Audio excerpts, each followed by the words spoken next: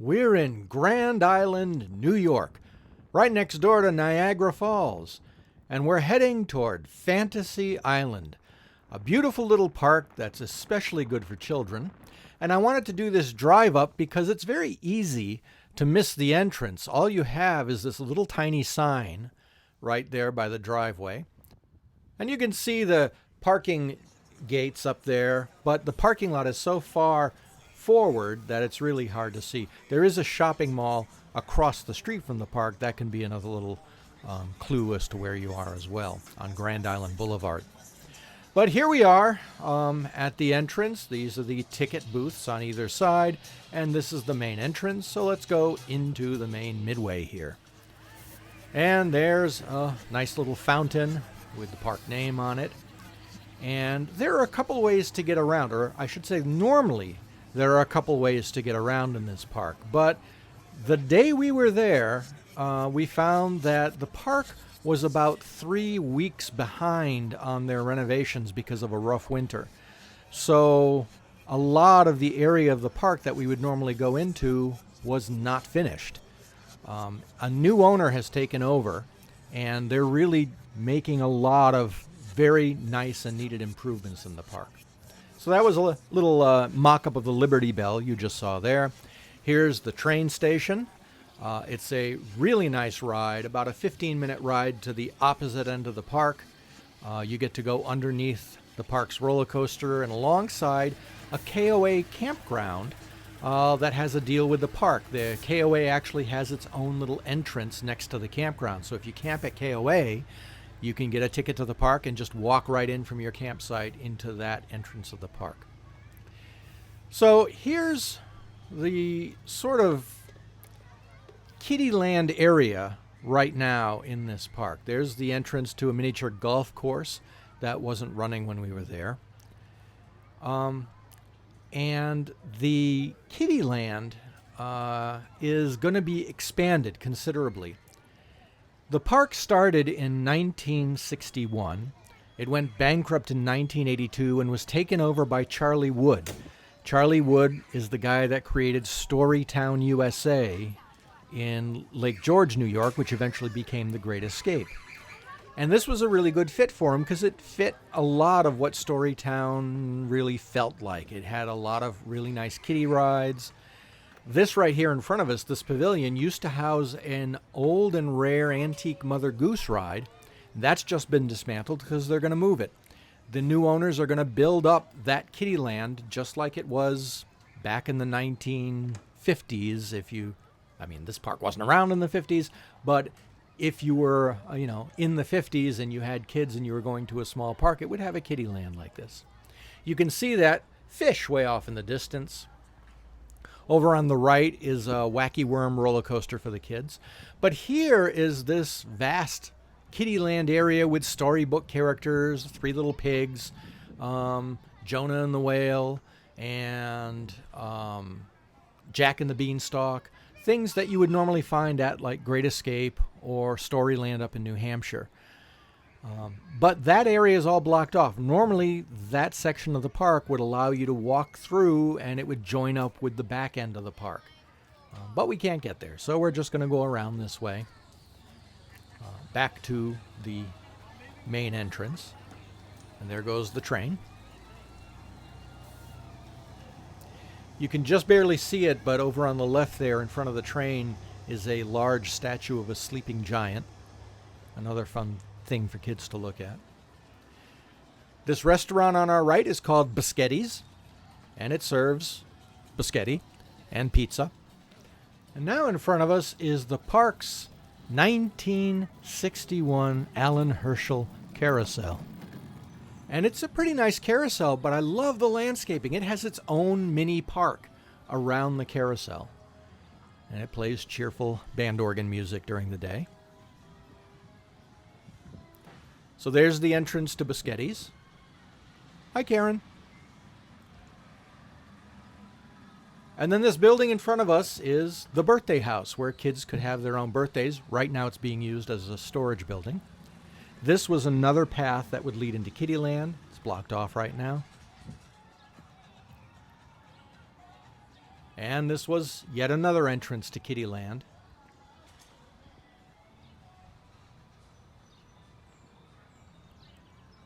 And you can see they have a little drop tower for kids there. There's Jack and the Beanstalk. A lot of whimsical stuff in here for kids to do, young kids. And there's a sort of sketch up of what the place is going to look like when it's all finished. So hopefully, this was shot in May of 2018, and hopefully by July of 2018, that will all be reopened. So let's circle around to the now only entrance that will allow you to get into the park. On the right is the park's gift shop, and it has some really nice stuff there, some Fantasy Island themed shirts and mugs and all the usual stuff that you'd expect. There's a candy shop in front of us as well. And that bull, well, it's a buffalo. The buffalo is part of an exhibit that was all the way through the city of Buffalo. Like some places you paint dogs, some places you paint horses. That in Buffalo they were painting buffaloes. So here we go into the Wild West section, the Western Town section. And they have a shoot 'em out here during the day. It happens a couple times a day where you have cowboys, you know, good guys and bad guys fighting and a little gunfight, and the kids can participate in it. Very similar to the one that for many years took place at the Great Escape. And you can see there's a barbecue place on the left. On the right is a really good ice cream shop. There's stocks if you want to put your family members under control there. And there's Miss Kiddie's, which sells a lot of Western-themed merchandise. Now, over to our right, that's a canoe ride. And you can basically, it doesn't cost anything. You can just get together with your family and get in a canoe.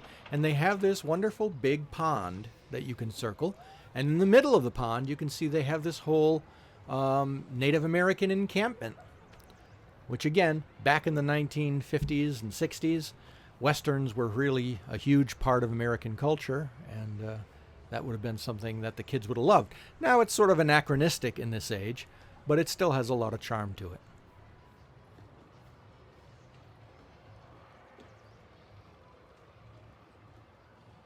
So Charlie Wood held on to the park for about 10 years and then sold it to a local guy named Martin, and he renamed it Martin's Fantasy Island. And that's the way it existed for a number of years until Martin sold it to another company, and they are now the owners and are developing it out. You can see in the distance they have a water park off there, and I'll show you the entrance to that in a minute or two. Off in the distance, you can see a pavilion there. They actually have places where you could have picnics once that section is reopened. And that area, where the Kiddie Land area is, that joins up with this section that we're entering now. That little pile of Cheerios we just passed, there are a lot of fish in the pond, which we'll see a little later. They're catfish, and you can feed them and watch them jump all over each other trying to get the food. We began our trip at the northeast corner of the park, and now we're heading sort of west and then south from there. And this empty area that you see here, this used to be a giant slide for the kids, and I assume that's going to be filled in. You can see one of the picnic pavilions way at the end that are used, and that's, again, this is where you would come out if you had followed the Kiddie Land path all the way through. So there's Devil's Hole, which is a fairly stock gravitron, a spinning ride where you stick against the sides of the ride. But this is the big ride at the park, the Silver Comet. It was built as an homage to the famous Crystal Beach Comet that was at Crystal Beach in Ontario, Canada for many, many years. And this is a heck of a ride. It has more strong, I mean really violent lateral G-forces than any coaster I know of. You're just really flung like a rag doll back and forth. Some amazing changes of direction and amazing changes of speed. Quite a bit of airtime on it. But it's a really fun ride. Not a typical kiddie ride at all that you'd expect to see in a kiddie park. It's a potent ride, so well worth traveling out just to ride that coaster. There's Mind Warp, which is a nice spin and barf ride. Actually the first of its kind installed in the US. And then you can see arcade over on the left, and then some games here over on the right. And what we're going to do is follow a sort of counterclockwise path. This is a long stretch of Midway that's split down the middle with an island. This here is real. I've never seen one of these before. This is a game. It's like a strongman game where you ring a bell, except in this one you put your friends or relatives in those seats, and when you hit that button, your friends or relatives actually shoot skyward, and you try to get them to hit the bell up the top. There's basically a stock music express, rock and roll. Boppers has, regular park food, hamburgers, French fries. You might notice the backwards music, and that's because, of course, the park was playing popular music, and to avoid the copyright police, I switched it on backwards. Now this path over here is the entrance to the South train station. So that train we saw at the beginning of the video, it comes all the way back here, and this is the South station. Now you can get off at this point, or you can stay on the train and make a continuous loop all the way around. And there comes the train now. The train's course intertwines with the structure of the coaster, and it gives you some really nice views. The new park owners sectioned off the park into several themed areas, loosely themed areas. The area where we entered the park is known as Town Square, and then there's the Kiddie Land, obviously, and the area they're going to build out where the Kiddie Land was is called Fairy Tale Forest, and then there's the Western Town, and the area we're in now is called Action Town, and we're moving over to the Midway section. And the final section is the water park called Splashaway Bay. And there's a little rocking tug ride on the right. And so far, the Action Town and the Midway sections of the park are really not much different. It's basically where you find all the thrill rides. So it's the more, teen section of the park as opposed to the preteen or toddler. There's some fried dough. And here's where I mentioned that there's a sort of island that splits the Midway. And on the right is the park's main stage where performances take place. With a great shot of the backside of the Silver Comet. There's also a little stage in Biscetti's, which often was used for puppet shows.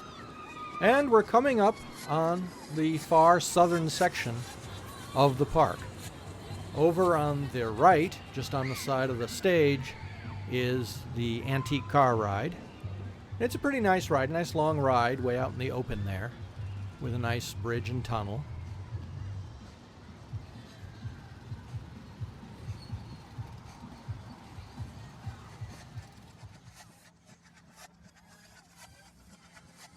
And at the very far end is the Ferris wheel. Now, next to the Ferris wheel, there used to be a really nice flume ride. And the park took it out a few years earlier, which is a shame. And it seems like that's a trend happening at amusement parks all over the country. Their flume rides are getting older and they're aging out. They can't repair them anymore, so they just get rid of them. And over here on the left, this big yellow structure, yellow and purple, is the Crazy Mouse, which is one of the newer rides they have. And it's a spinning coaster, a fairly stock Zamperla spinning wild mouse. and it's quite a bit of fun. So that brings the total number of coasters at the park to 3, if you count the Wacky Worm, which is called Max's Doggy Dog Coaster in Kiddie Land. That's that and the Silver Comet, and this are 3 roller coasters in the park. There's a big tent where they have all sorts of community events and competitions and stuff. In front of us is Flight, which is the park's giant swing ride. And you can see another picnic pavilion over in the distance. So they have a lot of places for outings and picnics. Not only the pavilions off toward Kiddie Land, but also a lot of pavilions up here. So there's plenty of places to bring families and have events. And up ahead you can see the tilt section of the park. You have the tilt-a-whirl and also the full tilt.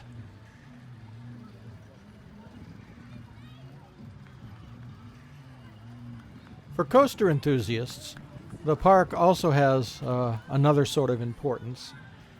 When Charlie Wood bought the Crystal Beach Comet from Crystal Beach when it went bankrupt, he stored all the pieces at Fantasy Island for about 5 years.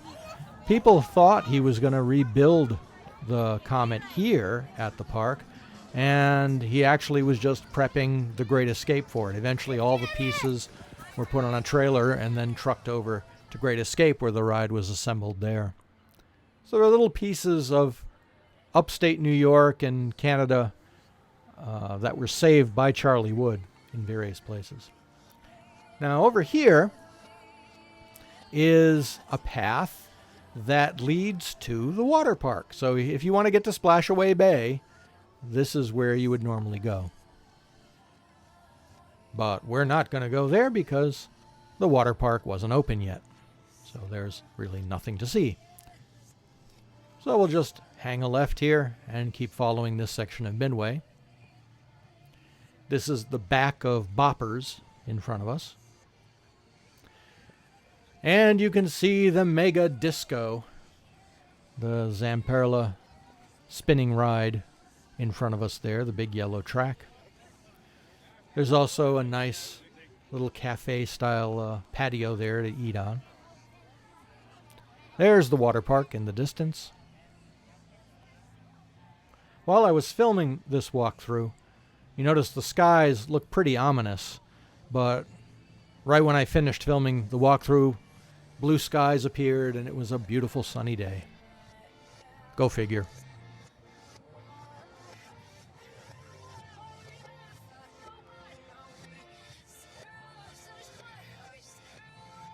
As you can see, there are many different little winding paths throughout the park, especially in the Storybook Forest and the Kiddieland section. So we're just going to follow one of the side paths here, next to the games.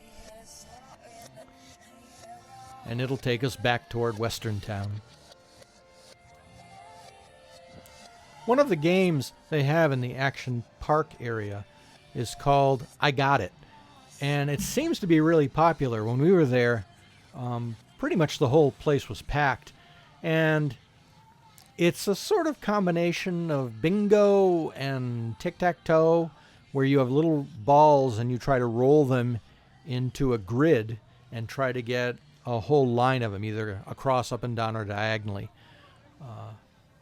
So it's a nice family fun game that seems to be very popular.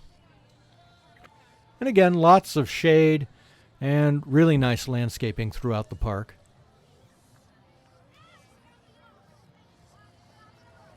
And this path brings us back around by the canoes over into Western Town.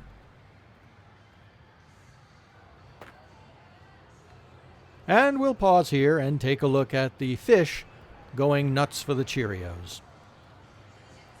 It reminds me a bit of Indiana Beach, which are famous for their swarms of carp that wait for people's food. Another fun little distraction for the kids.